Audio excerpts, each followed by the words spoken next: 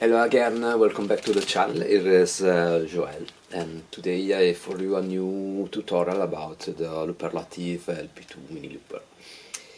During this tutorial I will cover again two topics which actually I already covered in some old tutorials, but I will go more in detail about these functions. And first of all, I would like to discuss synchronized loops and how to do multi-track synchronized loops using a function I was totally ignoring up to now, and this is the sync rec overdub.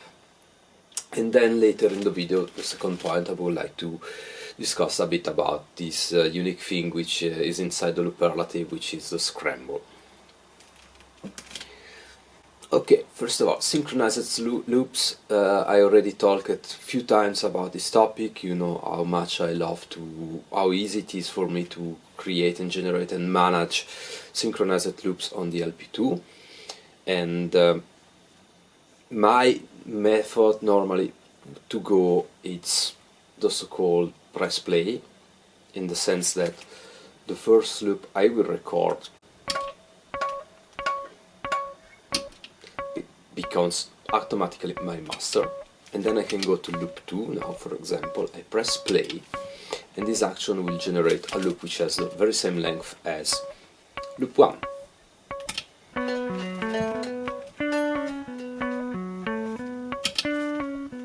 And so I can easily generate synchronized loops on the fly. Maybe the only disadvantage of this method is that if I would like to have a loop 2 or another loop which is double the length as my first loop, then there I have to do a bit more tip-top dancing. And for example, we undo this layer now. On the MC3 I programmed a double function on the center foot switch, so now I double the length of the loop, and now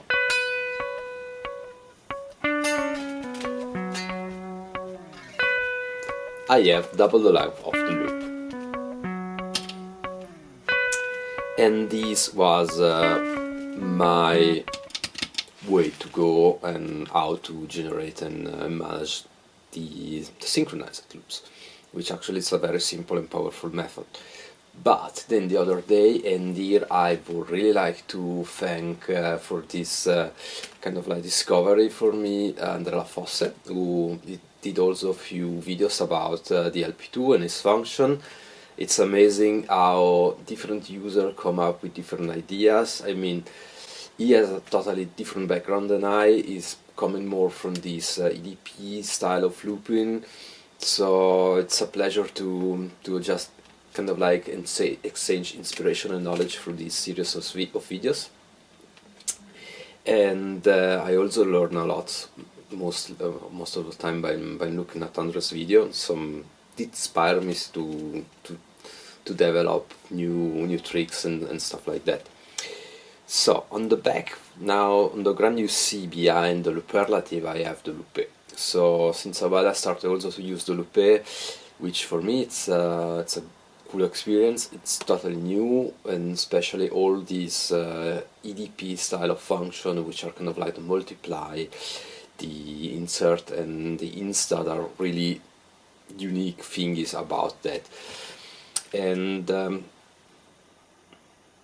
now we come back to the LP2, because in the LP2 for a very long time I suppose that you don't add something like the multiply style kind of a function, rec function you can find in the EDP. Also back then I used to have this EDP Infinity, and there in the synchronization of the loops you could have set that loop 2 could have been a multiple of loop 1. For example, 4 times loop 1, but with a cool trick that if you would have stopped the recording process somewhere in between, then loop 2 could have been 1 time, 2 times, 3 times, or 4 times the length of loop 1, which actually was a super flexible system. And up to now I believe that this was not available in the Looperlative, but that's a mistake of my side, and also I must admit that I concentrated on other function and commands that I can use with the LP2, so I totally forgot and didn't consider to check out this synchronized record and overdub. So now to the setup. Here is so that on Effect 1, as you already saw, I can select loop 1 or loop 2, and on Effect 2 I have now programmed the button to send out the sync record overdub message. So now delete everything, so we start totally from scratch, and now I'm starting for loop 2. Okay, this is my first loop. Now I go to loop 1, and instead of pressing play, what I do, I can do directly with sync rec start to record.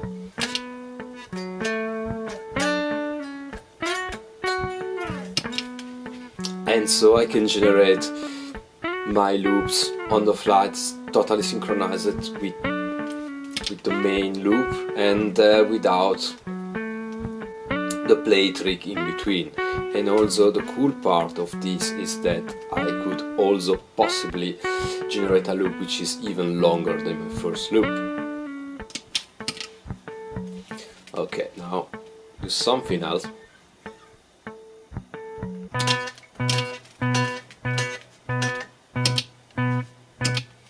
For 4, just super easy and simple.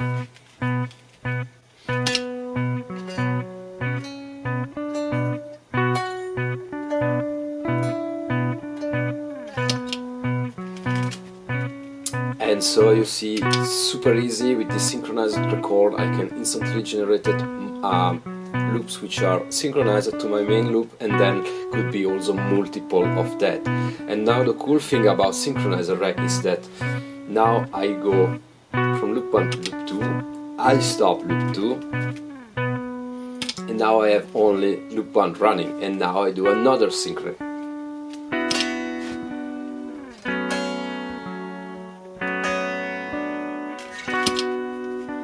And this loop is synchronized to loop 1 now. And so the cool thing and the flexible thing of this synchronized recording is that independently from which is the first loop,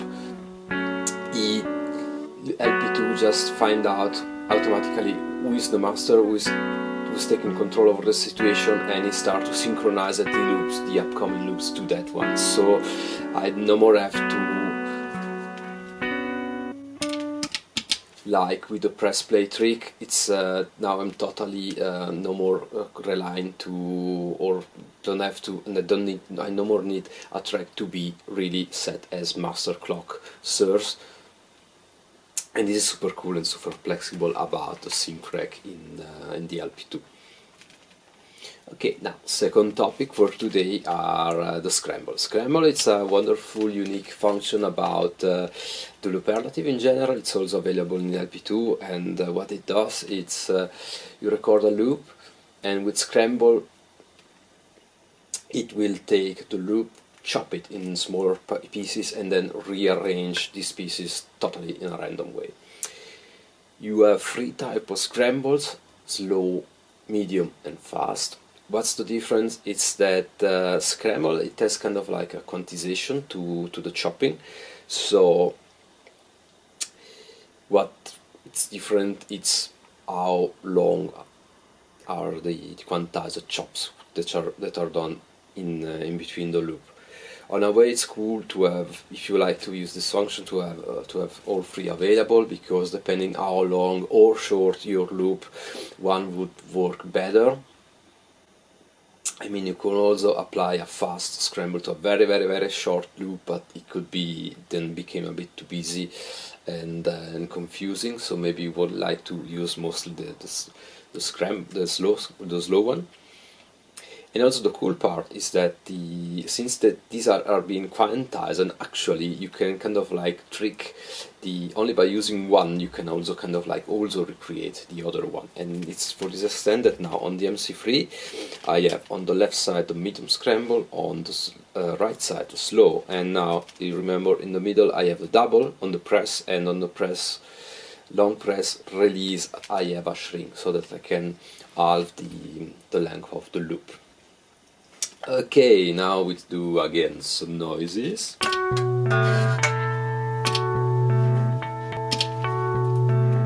This is my loop. Now I apply slow scramble.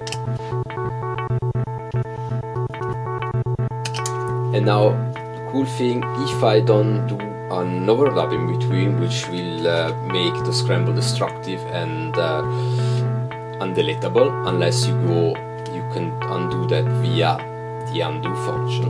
The cool part is that I can turn on and off the scramble each time by pressing the scramble function, and also notice that when I engage the scramble, every time I have a different rearrangement of the chopping. So this is the slow scramble and this is the medium. Now you see kind of like double the tempo. And now, for example, I can take this same loop, I double the length, and now apply medium scramble. You can listen, the result is very similar to the slow scramble on the original length loop without the double. So you see, when you start to connect this thingy, you can just kind of like override having all these three scramble on a MIDI controller, for example, and just rearrange those with or recreate those by combining this with double and shrink. For example, if I do shrink, now we apply slow scramble, and now we apply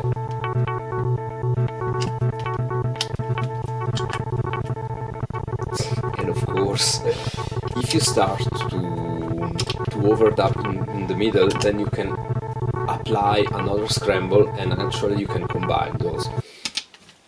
The funny part is that if you start to combine medium scramble, for example, with a slow scramble, so two different timing, you can kind of like, if the experiment works, you can like start to create really wonderful and interesting textures and kind of like abstract rhythms and pattern, which you can have with this one.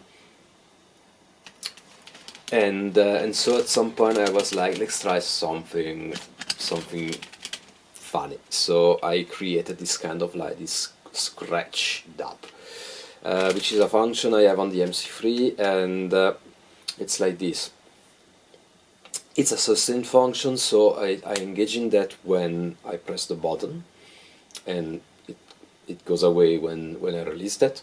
So the main trick is that when I press the button, I can record or overdub a loop, and as soon as I release the foot from the switch, it goes into play. Now there are a lot of twists during this action, and first, when I press the button before going into rec, I do a medium scramble on the loop, so then I'm recording on an already scrambled loop. Then when I relieve the foot, when I'm done with the overdub or with the recording, what I do is first set a play, then I send a slow scramble, with a tiny trick that after the scramble I set back again the loop into rec. MC3 has this wonderful messages which is the delay, so I tell him send a rec, wait 200 milliseconds and then send a play, because this delayed play rec thingy allows me then to really destructively fix this slow scramble to the loop, so that when I go once again back into overdub, I can apply the medium scramble. Because the problem of scramble, if you don't do this destructive overdub break in the middle, is that, let's do something, just to show you, no, excuse me, okay. If I apply slow scramble now, and now I push medium scramble, I disengage that. So, and that's the system behind the scramble. Every time I push the button, I engage or disengage.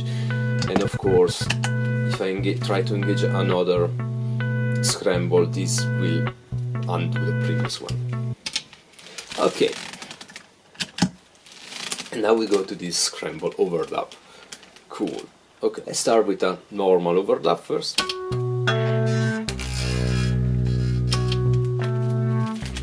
So this is my starting loop. Now I engage for a tiny bit without doing nothing. This scrambled up.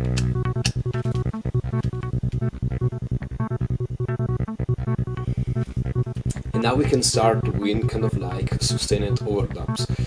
Ah yes, I forgot that. I think also in this with this function I programmed also some feedbacks which are engaged while overdubbing and disengaged.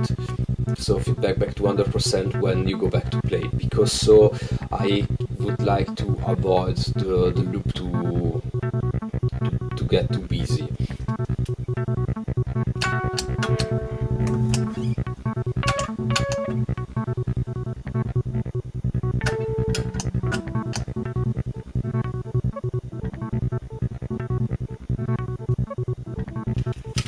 And of course now we can combine the synched from before.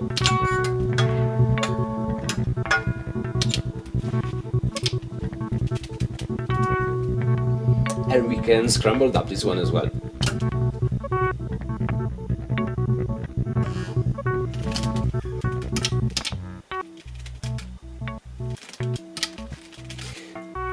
It's a funny function, but I noticed that you have to kind of like don't overdo it too much, because otherwise I think it becomes a bit too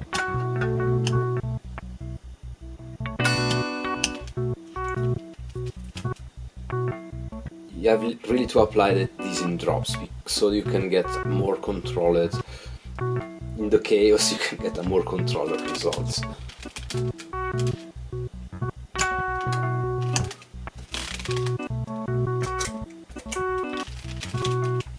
Okay, that was for today's video. I hope you had some funny and interesting information, and see you soon. Bye!